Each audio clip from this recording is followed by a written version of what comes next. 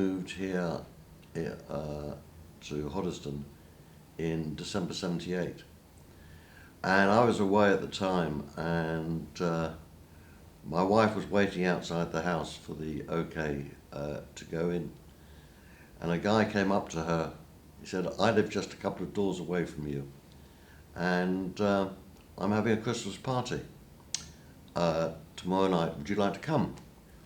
So my wife said, "Well, my husband's away. He gets back late on Saturday night. I'll ask him." So I got back and she said, "Oh, we've been invited next door." I said, "Well, we don't know anyone. We've just moved in to the borough. So let's go."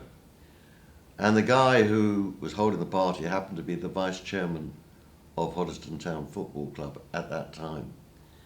And the first person he introduced me to was a guy called Elmer Elliott, who at that time was chairman of the football club.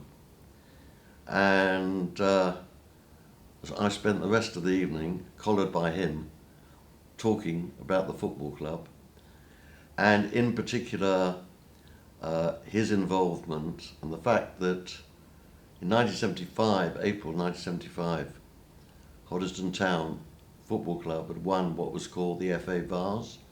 That was the inaugural FA Vase. It had never been played for before. And we were the first winners of the FA Vase. I'd never heard of it, or I never heard of Hoddesdon in 1975 because we only moved here in '78. So he kept on, and eventually, July '79, I agreed to join at the club. And I've been there ever since, strange that may seem.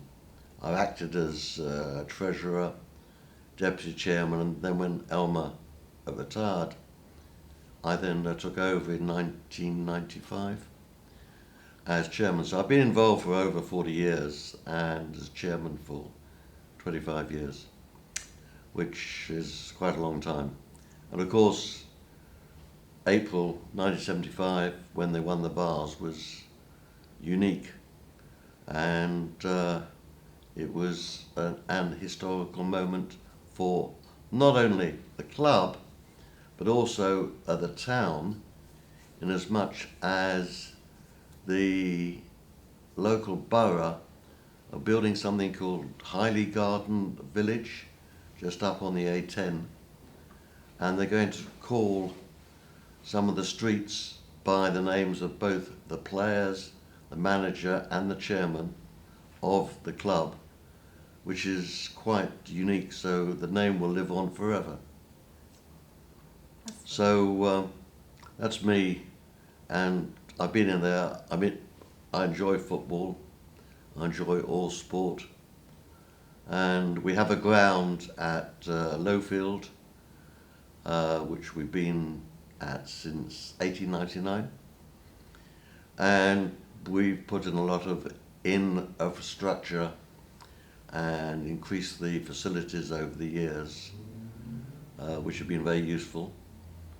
And we are recognised as one of the football clubs in the area.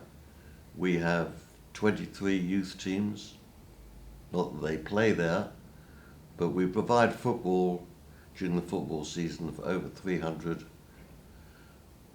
players that want to play football, and I'm very proud of it.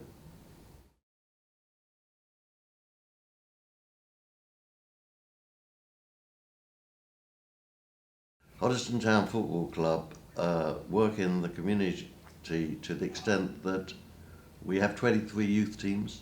So, as I said, we offer football, exercise for, as I said, over 300 people in the area every Saturday and sometimes Sunday. We have a ladies team, or at least we had a ladies team up until recently. We also have a team that for disabled, underprivileged children, that we have training that we use up at the ground. And we're a very active sports club. And, you know, it is exercise which people are always asked to keep fit and keep healthy. And we've got a very good reputation as an organisation.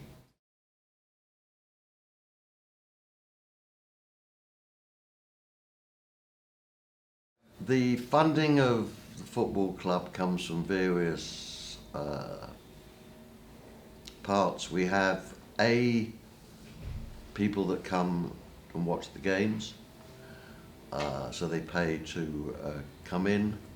We run what is called a tea bar and a bar for the spectators and the players. And we also have to raise funds outside for from advertising in our award-winning match day program that we put out for all first team games. So people pay to have an advertisement in there. They have boards around the ground, advertising boards that all bring in income. We have to fundraise, and we've managed to put in probably £300,000 worth of infrastructure in improvements, for which we received grants from what is called the Football Stadia Improvement Fund and the Footballers Association, as well as the local borough, when we installed in 1999 what was called a MUGA, multi-user games area, and that was funded by the council, or part funded by the council, as well Broxbourne Borough Council put in a substantial amount. So we have to just go around and raise funds wherever we can.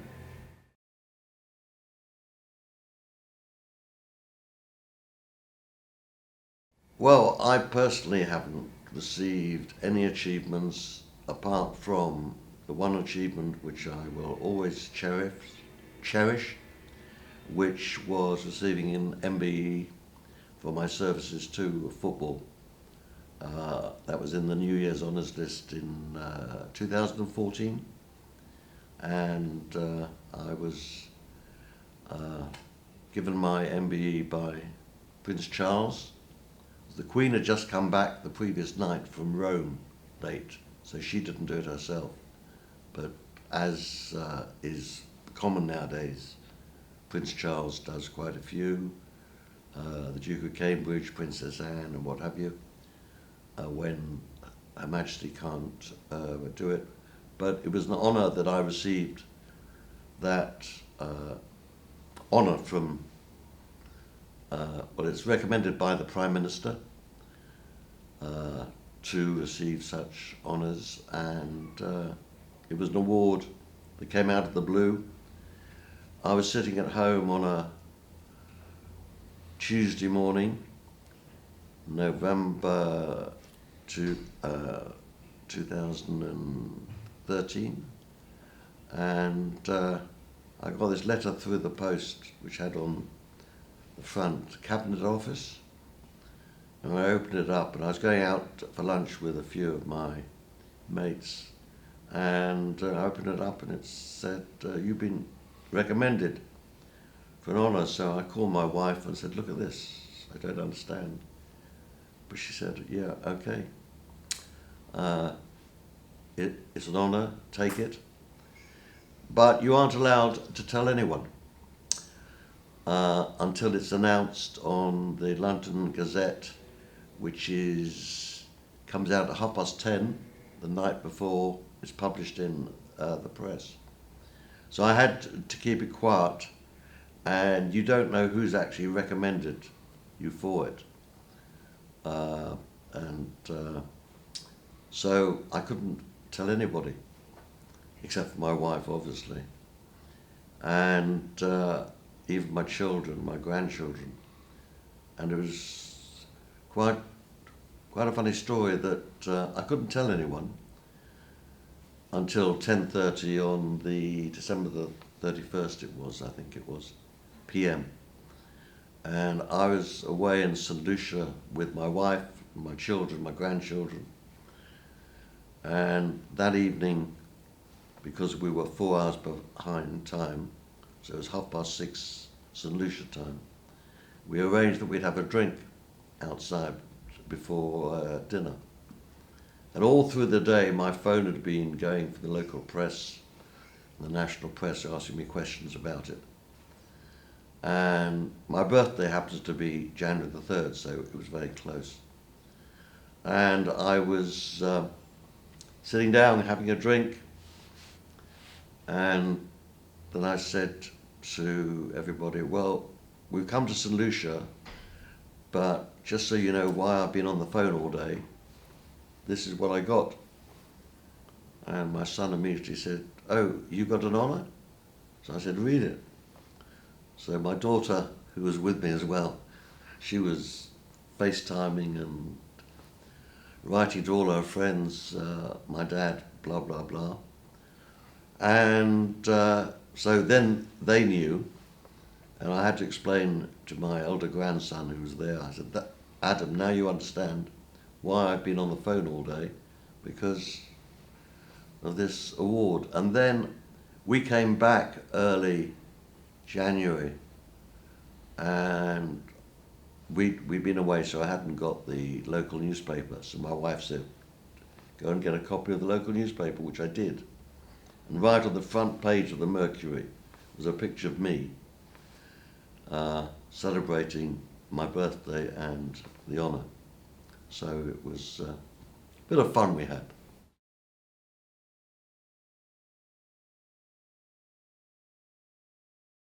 Well, the key achievements was obviously the one that when we won the inaugural FA Vase in 19th of April 1975.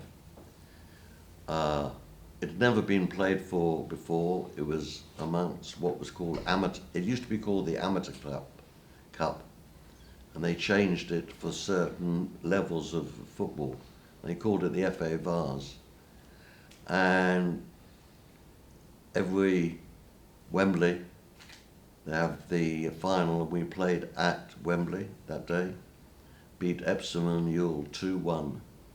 We were the underdogs, and the whole of the town celebrated and went round in open-top buses and showing the cup afterwards, or the trophy.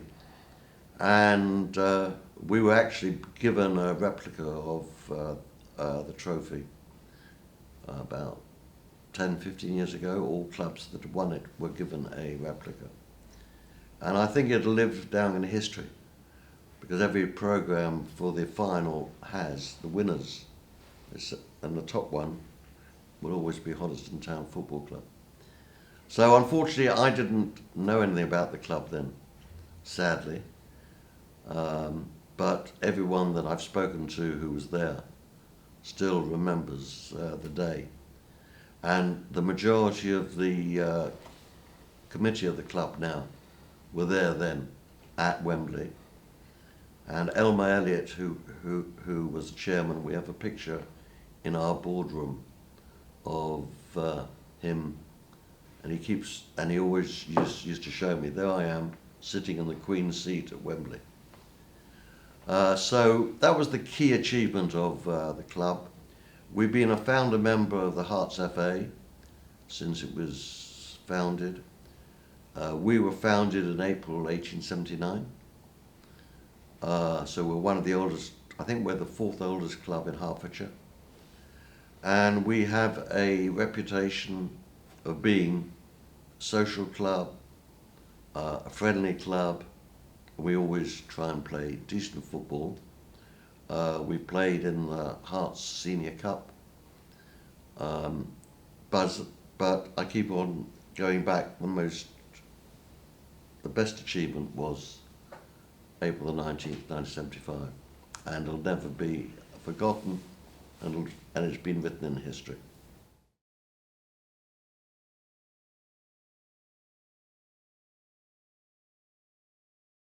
Hoddesdon Town Football Club has contributed to the community by the existence of our youth section, because parents are able to get out, see their kids play football.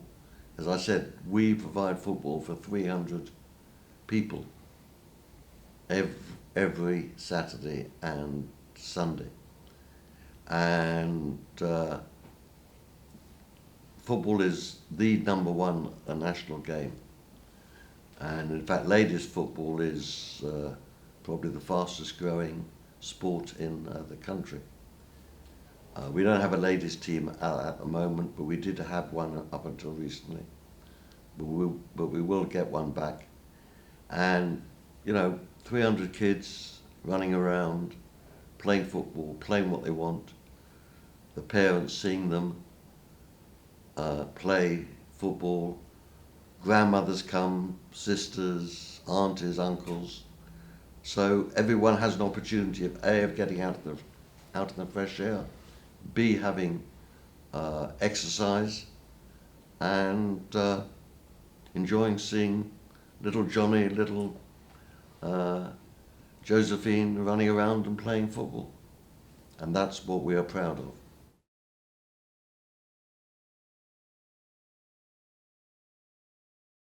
COVID-19 has been a disaster and a tragedy for everybody, from the top to the bottom of the community round the world. It's been a global pandemic, as we all know, and everyone has suffered, whoever they are.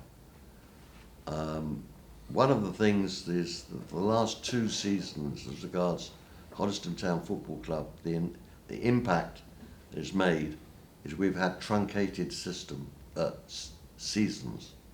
Truncated seasons. Is 2 seasons ago we had to stop playing in March, so the season had never finished. And this last season we started, and then eventually we stopped again, and both the last 2 seasons have been rendered null and void. So, unfortunately, people have been sitting at home, not getting any exercise, and we have suffered financially because we haven't been able to have football matches which generate income for the club. For the last 2 seasons, we felt that we couldn't ask our advertisers in the programme and who had boards around the ground who were all local traders.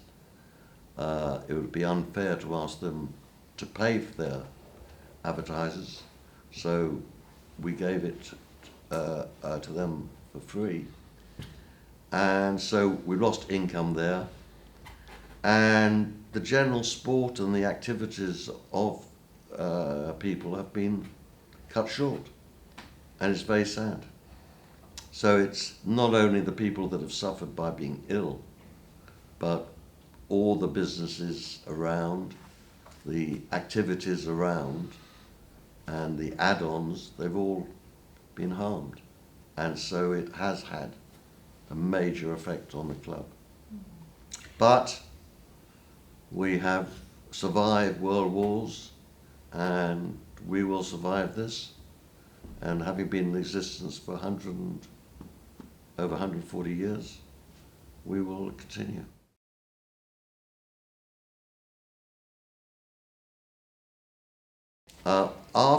After COVID, we have a situation that we hope to get back to playing football for offering the kids and the public the opportunity of seeing football. It's going to be tough, but I think that by seeing the restaurants, people want to go out because they've been saving money, the opportunity of going out. I believe that it could work in our favour, that we will have extra people come and watch non-league football, especially as the spectators are going to be limited in the major professional game. And we've been very fortunate that the borough has been very generous through the government in giving us some grants because we haven't been able to trade, so we can invest in that in the activities and what we can offer to the public. It's going to be tough, but hopefully at the end of the day we will come out on the right side.